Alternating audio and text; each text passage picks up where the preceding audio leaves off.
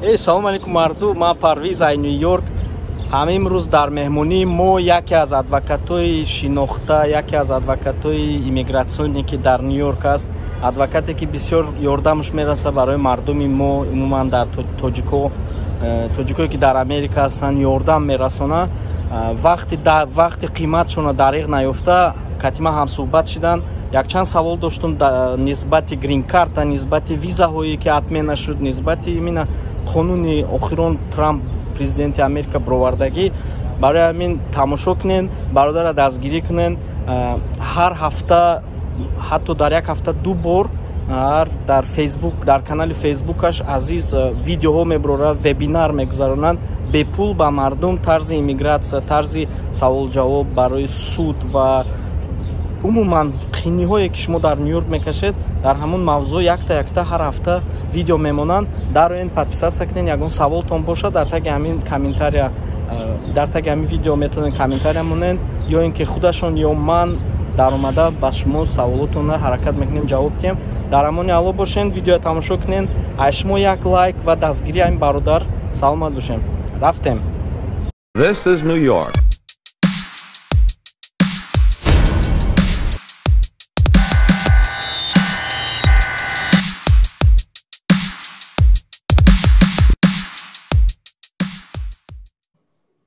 Да, у нас в гостях Азиз Джураев. Салам алейкум, Азиз. Салам алейкум, Парвиз. Да, перед тем, как начать наш савол-джавоб, я бы хотел заранее предупредить своих подписчиков, ваших подписчиков, что наш разговор будет идти на русском, потому что это будет и мне удобно, и вам удобно, и вы не потеряетесь, я не растеряюсь, но мы не потеряемся. Будет нам очень удобно говорить и понимать друг друга. И подписчикой, ки тоҷикӣ метавонен русия кам мефаҳмен, илтимос дар таги ҳамин видео комментария монен. Ман ҳатман дар омада ба шумо, ба саволои шумо ба тарзи тоҷикӣ ҳатман ҷавоб медиҳам. Говорится. Азиз, перед тем, как начать, я, конечно, хотел бы поблагодарить вас, потому что я живу в Америке, я знаю, что простой визит к адвокату иммиграционному, вашего ранга, простой визит это стоит денег. Но вы проводите вебинары, бесплатно объясняете нашим соотечественникам, нашему народу, кто хочет эмигрировать в Америку, у кого какие-то трудности, вы это все проводите абсолютно бесплатно у себя на Фейсбуке. Я надеюсь, это будет продолжаться навечно. И от меня чисто сердце, моя глубокая благодарность вам от души. Спасибо вам огромное. И я всегда стараюсь помогать, и если с моей стороны будет какая-то помощь, мои двери вам открыты, потому что вы помогаете, я люблю людей, кто помогает, хоть как-то помогает, но это, я не скажу, что хоть как-то, но вы помогаете реально, потому что я сам по своему практике знаю, я при каждом визите адвоката, они у меня брали $100-200, но вы это все проводите бесплатно, вам большой респект, спасибо вам. Сегодняшняя наша тема будет именно по новой прокламации президента Трампа, которую он вчера объявил. Это уже дополнение к первому. И, как я знаю, сегодня в 12 часов ночи она уже вступила в силу. Можете вы, перед тем, как начать про прокламацию, расскажите про себя, чтобы подписчики знали, кто вы и как к вам обратиться. Обязательно я выложу ваши адреса под этим видео, они могут вам написать или позвонить, если будут вопросы. Расскажите про себя здесь, и мы начнем про нашу сегодняшнюю тему. Хорошо. Сначала просто хотел сказать спасибо вам, Парвиз. Был очень рад, когда вы мне вчера позвонили и сказали, что вы бы хотели обсудить эту тему со мной и вместе с вашими подписчиками, чтобы обговорили мы. Я тоже много ваших видео видел. Мне где-то полгода назад ребята отправляли. Вы там несколько видео выставляли на различные темы, и мне очень понравились. Но я адвокат в Америке, уже практикую почти 5 лет в эмиграции, в сфере эмиграции. Я с 2013 года, на самом деле, работал в разных фирмах, компаниях. Эмигрировал я из Таджикистана в США в 2007 году, то есть уже 13 лет почти прошло. Сам я, из города Гисара, Я думаю, интересно будет вашим телезрителям знать, откуда я. Вот. Окончил я бакалавра, значит, получил здесь, в Америке, и тоже степень юриста я также получил в Америке, в университете Миннесоты, в штате Миннесота. Мы работаем, значит, в Бруклине, в районе Шипсхед-Бэй. Номер телефона я выложу да, координаты именно под этим видео, когда я буду редактировать, обязательно это все выйдет. Да, да. И иммиграция – это одна из сфер, которыми мы занимаемся. Ну, это и есть, в основном все подписчики, самое главное, это номер один, как бы у них таргет стоит, цель попасть в Америку. Азиз, спасибо вам за теплые слова.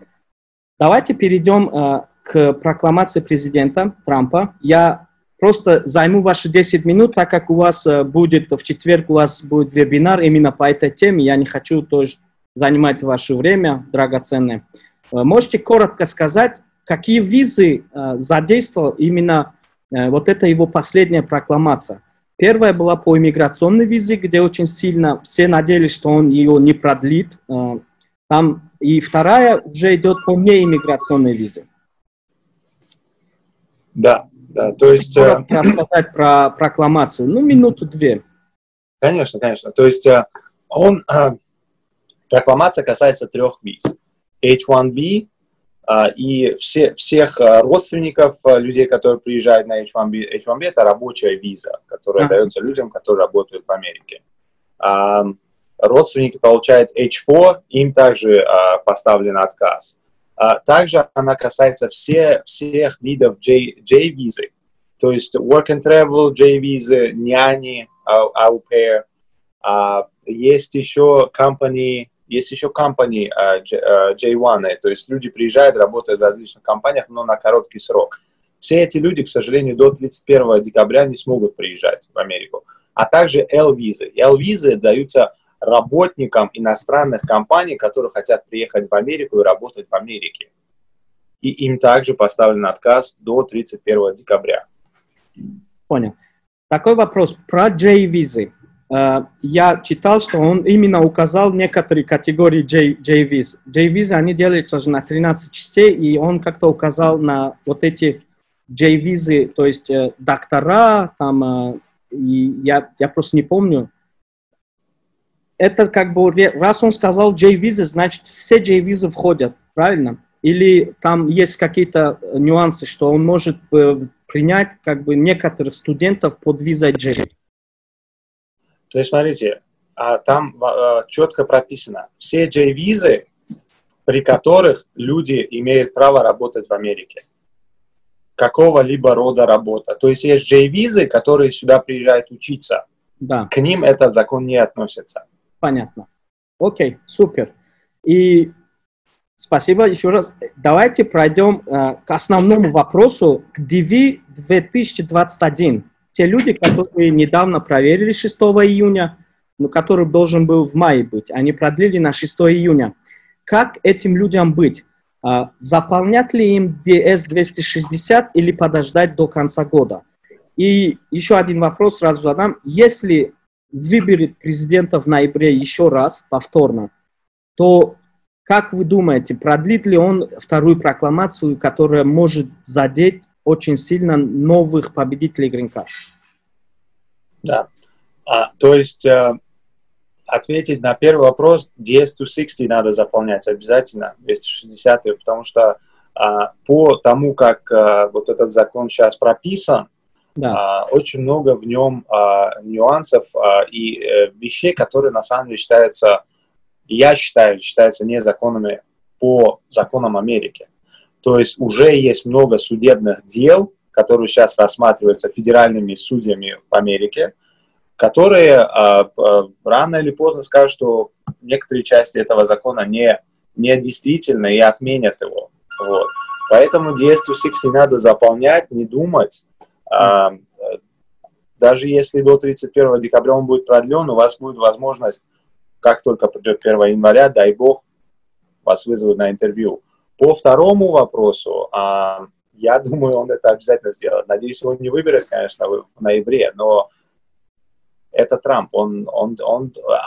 Что про этого президента можно сказать? Что он делает, в отличие от многих других президентов, то, что он говорит, он будет делать. Особенно в сфере иммиграции. Но он обещал перед выборами, что он очень жестко будет работать именно по миграционным вопросам, что он сейчас и делает.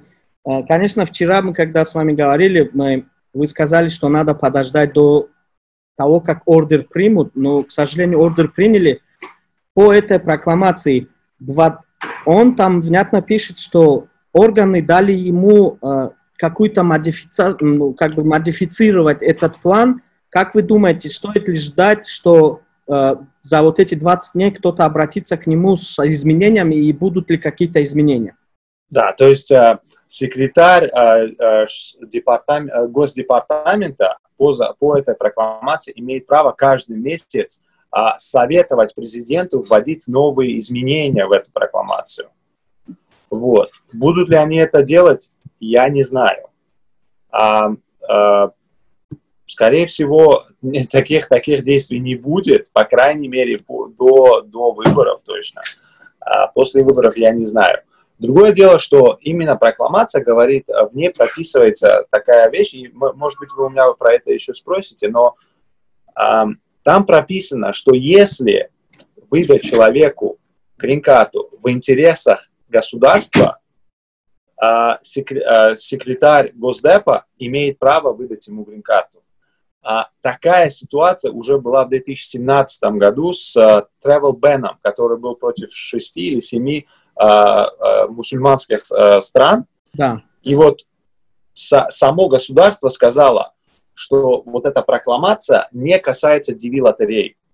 То есть, скорее всего, что может произойти, я думаю, госсекретарь скажет, что DV-лотерей это не касается, потому что это в интересах государства. Я надеюсь, я объяснился.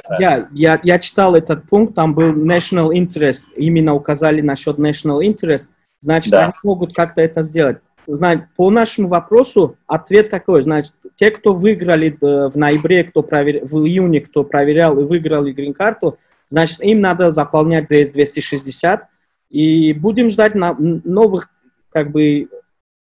информации от Госдепа. Посмотрим. Да, потому что они сами не знают, что они делают сейчас на данный момент.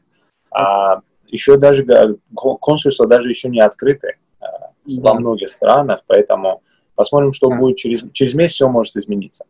К этому вопросу мы еще перейдем. Так, насчет новых победителей мы уже все поняли, все будем ждать, пока эта прокламация к ним не относится никак, если его не продлят.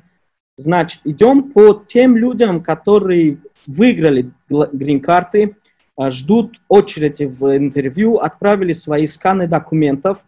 И по прокламации пишется, внятно в одном пункте пишется, что government, то есть посольства не будут, я сейчас вам точно скажу, как там написано, я именно это записал. Тут пишется, US consulates will not issue employee-based, family-based or diversity local immigrant visas during this period. То есть, как вы поняли, консульства не будут выдавать никакие визы именно green-card-холдерам. Как вы думаете, что им делать? Все умедашна канан, то есть забыть про лотерею или все-таки ждать? Потому что, как вы вчера сказали, в инструкциях грин-карты они обязаны всех позвать до сентября 2020 года. Если это пройдет, будут ли они продлевать вот этот период? Okay. То есть, к сожалению, даже если они захотят продлевать период вообще заканчивается 30 сентября.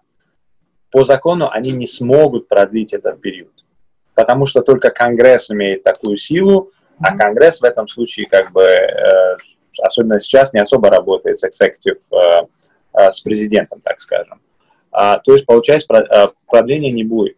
Но, опять-таки, DV-лотерей, когда была выведена Конгрессом, идея ее в том, что это in the national interest, то есть в интересах государства, сама лотерея. Понимаете, поэтому госсекретарь может сказать, что DV лотерея это не будет касаться. То есть сейчас они до этого, у них никакого интереса сейчас нет к этому, потому что консульство все равно закрыто. Но как только они откроются, они начнут думать о том, что же делать с этими людьми. И есть вероятность, что разрешат им получать визу, потому что это в интересах государства. Другой вариант, второй вариант, и я слышал, уже несколько адвокатов так сделали. Да. Есть такая вещь, как мандемус. Значит, мандемус – это прошение у федерального судьи заставить президента, значит, Госдепартамент в этом случае, выдать людям визы. И да. Несколько людей, которые уже в 2020 году были выбраны на грин-карту, подали такой мандемус запрос в федеральный суд, да. И они сейчас рассматриваются.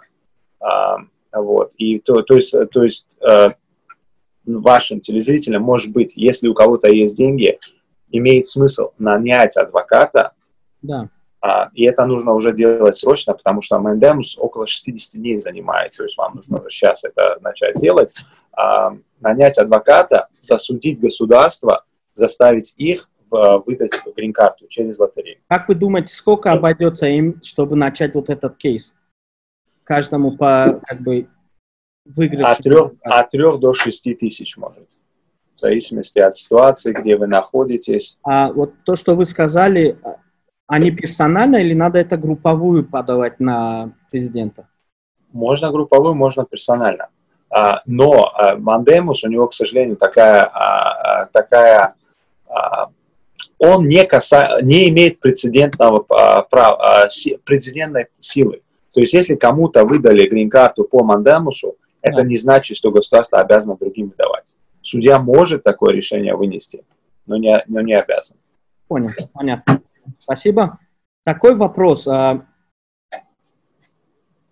Значит, людям, кто выиграл, стоит просто тупо ждать? Или, если есть финансы, начать именно мандемус, как вы сказали? Совершенно верно, да. То есть, либо ждать, к сожалению, смотреть, что будет, либо судиться. Ну, это как бы два варианта обычно во многих делах, которые касаются иммиграции в Америке, на самом деле. Да. Давайте сделаем так. Он пишет, что, ребята, у кого есть виза, мархамат, то есть это никак вас не тревожит, это вас не касается. Но аэропорты закрыты, никаких полетов нет. Можно ли этим людям написать письмо в посольство и сказать: слушайте, ребята, у вас авиасообщения закрыты, мы никак не можем попасть в Америку. Что вы посоветуете этим людям? Написать письмо в посольство или куда обратиться по этому поводу? Может ли посольство просто продлить визы или нет? Посольство продлевать визы не будет, то есть официальный, так скажем, официальный способ, да, связываться с посольством, просить у них что-либо сделать. Посольство вам ответит, что, к сожалению, сейчас мы ничего не можем делать, мы закрыты.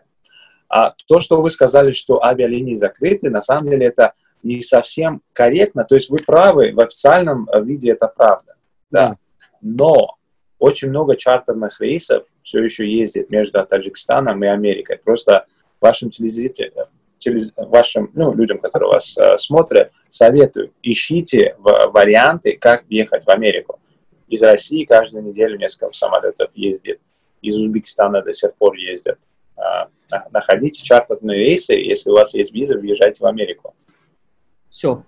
Как я обещал, много не займу вашего времени. Перейдем к самому главному вопросу. Это выборы, которые будут в ноябре. Никто не знает, кого выберут, то ли Байдена, то ли Трампа. Конечно, мы хотим, чтобы выбрали Байдена, так как он более адекватно относится к иммиграции. Если в ноябре получится так, что президента не выберут Трампа, и должность перейдет Байдену, сколько месяцев занимает, чтобы Трамп сидел на посту? И я как знаю, это будет месяца 2. Он еще будет до инаугурации будет на посту. После выборов может ли Байден просто взять и подписать такой договор, чтобы все законы, которые предпринял Трамп, были аннулированы? Да, то есть, смотрите, инаугурация, по-моему, 6 января, если я не ошибаюсь, может быть 7, но приблизительно в январе в начале. Можно я вас перебью? Я дополню. сейчас ЧС, чрезвычайные случаи в Америке, и этим пользуется, конечно, президент Трамп. Вот когда перейдет Байден, он сможет просто, или ЧС, когда закончится ЧС, мы знаем, уже в Нью-Йорке как бы скоро откроют весь Нью-Йорк. Само собой, они будут, дальнейший шаг Нью-Йорка, именно Америки, это снятие ЧС с United States of America. После снятия ЧС прокламации имеют силы, или они после снятия ЧС все, что сделал президент, отменятся? Это тоже относится к этому вопросу. Прокламации с чрезвычайной ситуацией общего не имеют ничего, понимаете? То есть, да, он вот эти executive powers вводит, у них есть свои даты, срока окончания. Да. А даже если, допустим, чрезвычайная ситуация закончится, они все еще будут действительными. А Байден имеет полное право их отменить. И вопрос только в том, когда он это сделает. Он это сделает, вопрос только, когда он это сделает. Опять-таки, это и будет зависеть от того, насколько ему важна эта часть того, что сделал Трамп, нежели другая. То есть, когда Трамп пришел в силу, первое, что он сделал, он отменил ДАКА. ДАКА, вы знаете, да? Ну, детям это приехали. Он не смог.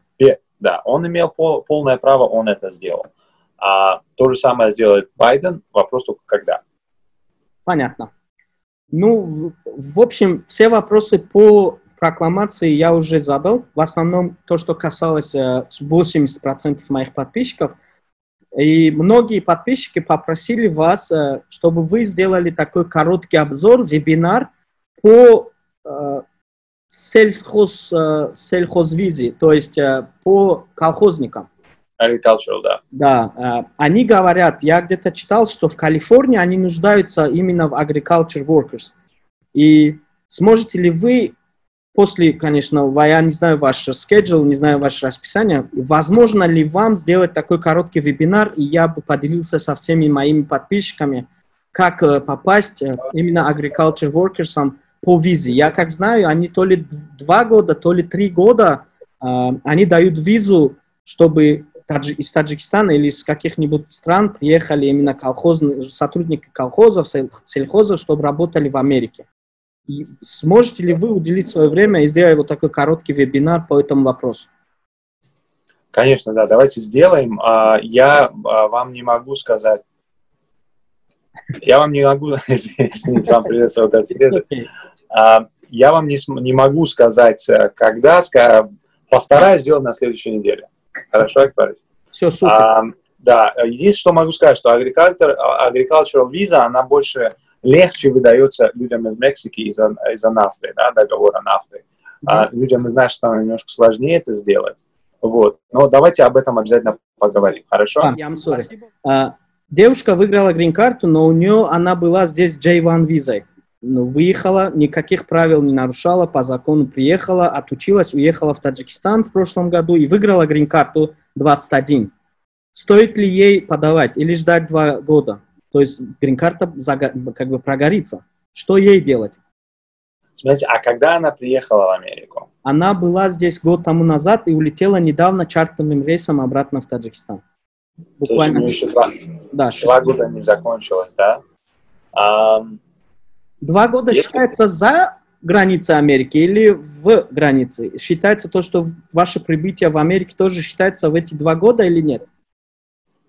После того, как вы выезжаете, вы должны 2 года пробыть за границей. Ага. Да. Но что этой девушке, возможно, стоит сделать, это попробовать получить грин-карту, находясь в Америке. Потому что есть вейвер разные, которые она может попробовать сделать. Но она уже уехала, она обратно приехать не сможет ли она обратно приехать, если у нее J-виза срок есть? Конечно, конечно. То есть даже если у нее есть J-виза и она закончилась, она может сюда приехать по туристической визе. Она может или студенческой. Я посоветую ей приехать и обратиться к вам за помощью. Да, то есть J1, он единственное, на что имеет эффект на получение грин-карты, постоянной визы. То есть постоянная иммиграционная виза. Понятно. На этом все вопросы закончились. Спасибо вам огромное. Можете ли вы коротко рассказать нам о следующем своем вебинаре, который пройдет завтра у вас на Facebook-канале? Я обязательно ссылку выложу. Я как понял, ваш вебинар завтра во сколько у вас будет? Можете коротко об вашем вебинаре следующем как бы рассказать, и чтобы люди знали, заходить и что смотреть? Да, конечно. То есть сегодня вечером мы проводим плановый вебинар, который у нас должен был состояться сегодня, и он будет на тему, если вам отказали в иммиграционном суде, что делать дальше, как подавать апелляцию. Да. После того, как вот эта прокламация вышла, мы решили сделать дополнительный вебинар завтра, в 7 часов вечера по нью-йоркскому времени. Он будет в Фейсбуке лайв и в Инстаграме. То есть можно и там на нашей страничке подключиться. Окей. И будет на тему вот прокламации об отмене виз J1, L и J, L и H1. У вас будет на две темы, именно по новому закону президента и по судам, у кого отменили как бы иммиграционный статус, правильно? То есть по судам мы проводим вебинар сегодня в 7 часов вечера, а по прокламации завтра в 7 часов вечера. Да, супер. Я участвовал, кстати, в ваших вебинарах. Спасибо, что вы отвечаете на вопросы именно в лайв-режиме. Вам огромное спасибо. Я обязательно планирую к вам заехать после пандемии, конечно. Заеду к вам в гости. И я бы очень хотел с вами поговорить о визе О, потому что спортсменов много. Я хочу как-то, чтобы мы с вами вместе посодействовали привести опытных спортсменов из Таджикистана, чтобы они здесь подняли наш флаг Таджикистана, и чтобы мы гордились этим. Азизджон, спасибо вам огромное, что уделили ваше драгоценное время. Спасибо еще раз от своего имени, и имени своих подписчиков, что ответили на все ваши вопросы, касающиеся по грин-карте. Теперь люди, кто ждал свои ответы, они получили свои ответы. В случае, если возникнут какие-то вопросы, подписчики, обращайтесь к Азизу, у него Инстаграм, я записал внизу. Также я поставлю ссылку на его Фейсбук. Заходите, участвуйте, поддерживайте наших, как говорится, поддержите нашего соотечественника. Я вам желаю успехов, Азиз. Дай Бог, увидимся у вас в офисе и обсудим дальнейшие наши шаги. Я, как сказал, я слово обратно не беру. Мои двери открыты для вас. Какая-нибудь помощь в сфере рекламы или что-то вам придется помочь, я всегда рад вам буду помочь. Спасибо большое, Парвиз. Спасибо, что пригласили. Да, и приходите, мы с радостью вас примем у нас в этом. Габнес, Рахмат Калон, Азизджон, Салмат Буше. Рахмат.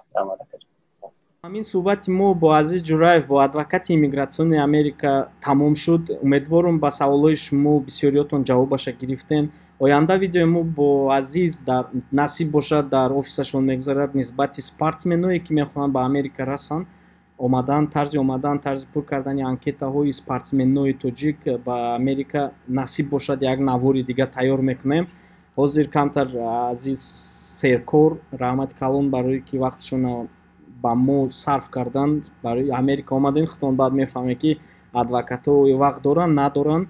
Бисёр нағз шид, бисёр гуфти вай рӯзҳо пазнаватин як видео шид ба саволотон ҷавоб гардондан. Ҳаминчунин дарен падишка кунен бародарое ки нафаҳмиден тоҷикия, русиё нафаҳмиден, дар таги ҳамин видео, дар таги ҳамин навор саволотонро нависен, ҳатман ба шумо ҷавоб мегардонам.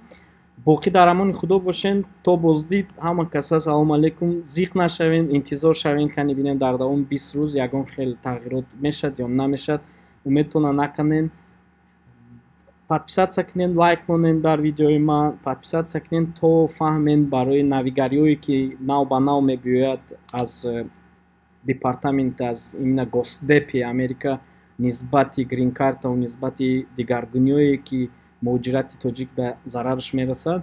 ҳатман ман да шумо при первой возможности мепартом як видео, як навор, хотя бы дар инстаграмумам як информация шумо да мемонам, насиб боша. ҳама каса дар боз як бор дига обод бошед, дароен подписатсия кунен, поделитсия кунен, дастгирӣ кунен. И ман да як намуд мотиватсия метиҳад. раҳмати калон аз Америка.